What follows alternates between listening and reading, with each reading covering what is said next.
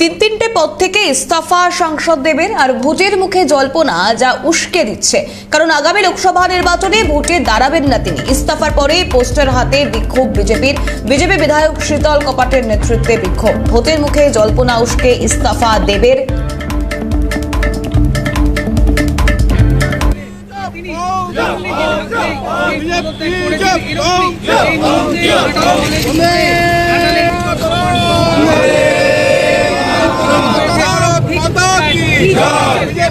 তিনটি পদ থেকে ইস্তফা দিলেন সাংসদ দেব এবং তারপরে বিক্ষোভে বিজেপি বিধায়ক শীতল কপাটের নেতৃত্বে এই বিক্ষোভ।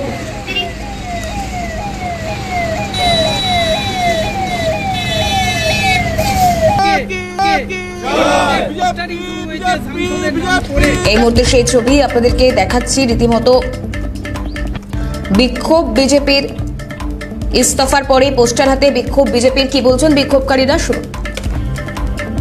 আমরা সবসময় অন্যায়ের বিরুদ্ধে এবং কি বলবো সন্ত্রাসের বিরুদ্ধে এবং এই লুটের বিরুদ্ধে আমরা আন্দোলন করেছি, তাই আবারও আমরা নেমেছি।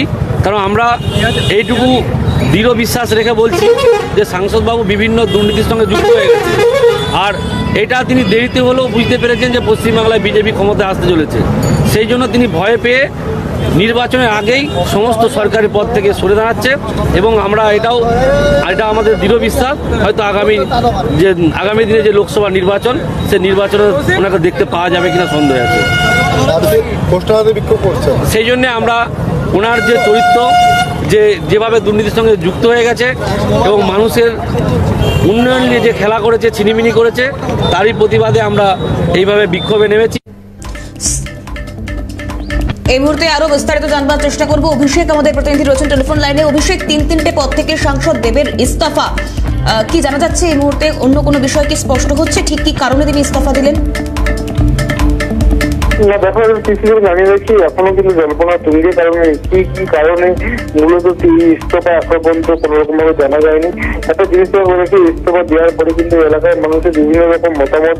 কেউ বলছে তিনি আসতেন না ঘাটালে, তাকে দেখাই যেত না, খুব কম দেখা যেত, তিনি সামলাতে পারছিলেন না এই দায়ভার, সেই জন্য বিভিন্ন রকম মানুষের মতামতের পাশাপাশি আমি বলি বিজেপির পক্ষ থেকে আজকে কিন্তু ঘাটালে বিভিন্ন জায়গায় তারা কিন্তু পোস্টারে বিক্ষোভ দেখায় এবং ঘাটাল শহরের বিভিন্ন প্রান্তে কিন্তু পোস্টারিং করে।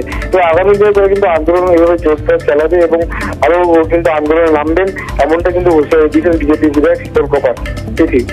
ধন্যবাদ অভিষেক চক্রবর্তী আমাদের প্রতিনিধি ছিলেন আমাদের সঙ্গে টেলিফোন লাইনে। এরই পাশাপাশি আপনাদেরকে শোনানোর চেষ্টা করি এলাকার স্থানীয় মানুষজন তারা এই ঘটনাকে ঠিক কিভাবে দেখছেন। একজন সিনেমা আর্টিস্ট, ওনাকে এত সব দায়িত্ব দিলে উনি চালাবেন কি করে, তাই না? একদম ভালো লোককে দিতে হবে এবং উনি অসুবিধা হয়েছে, উনি টাইম দিতে পারছেন না, সেই জন্য উনি দিয়েছেন। এখানে তো আপনার হসপিটালের মধ্যে মাসে একটা বার অন্তত মিটিং করতে আসতে হবে, দেখভাল করতে হবে। আমরা আর কি বলবো, দেব ইস্তফা দিয়েছে, দেব 6 মাস ছাড়া 1 বছর ছাড়া আছে, দেখতে পান না, সেই হিসাবে দেখতে পাইনি, কিন্তু দেখতে পেলেও আসে 10 মিনিটের জন্য, আধ ঘন্টার জন্য আসে, তারা আবার চলে যায়। এমনকি দেববাবু ওসিকে জোর করে আমাদের নামে মিথ্যে ফলস কেসও দিয়েছে, যে দিয়াল লিখন আমরা জানি। শোনানোর চেষ্টা করব তৃণমূলের জেলা সভাপতি, তিনি ঠিক কি জানিয়েছেন। অধিকারী তিনি তো ফিল্ম স্টার, তিনি আমাদের প্রিয় সাংসদ, তিনি এই মুহূর্তে তার কাজে প্রচণ্ড রকমের তিনি ব্যস্ত, তাই জনগণের কোনো কাজের অসুবিধা যাতে না হয়, তিনি পরিষেবা থেকে যাতে জনগণ কোনো রকমই অসুবিধে না পড়েন, তাই তিনি এই পরিষেবার স্বার্থে তিনি কিন্তু পদত্যাগটি করেছেন। আমি তাকে নিজেই জিজ্ঞেস করেছিলাম এই ঘটনা জানার পর, তিনি একথাই আমাকে জানিয়েছেন। আর শুনলাম যে বিভিন্ন জায়গায় বিরোধীরা বিভিন্ন কথায় কানভারি করছেন, মানুষের কাছে তৃণমূলের বিরুদ্ধে বলছেন।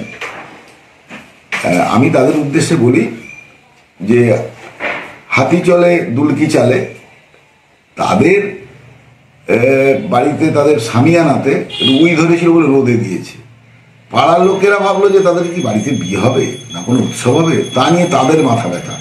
আজকে তৃণমূলের কোনো সাংসদ তিনি বিশেষ কাজে যদি কোথাও পদত্যাগ করেন, তা নিয়ে বিজেপিদের অবস্থানটি এইরকমই হয়। আর সিপিএমরা যে কথা বলছেন, সিপিএমরা তো নো হেয়ার হয়ে গেছে, মানে সাইনবোর্ডটুকুও ছিল ঝড়ে 2021-এ উড়ে গেছে। আর এখন কেউ কেউ দেখছি যে তাদের বিজেপির সঙ্গে, তো বিজেপির তারা দাসত্ব তারা এখনো পর্যন্ত গ্রামেগঞ্জে বহাল রেখেছে, ফলে তাদের কথা নাই।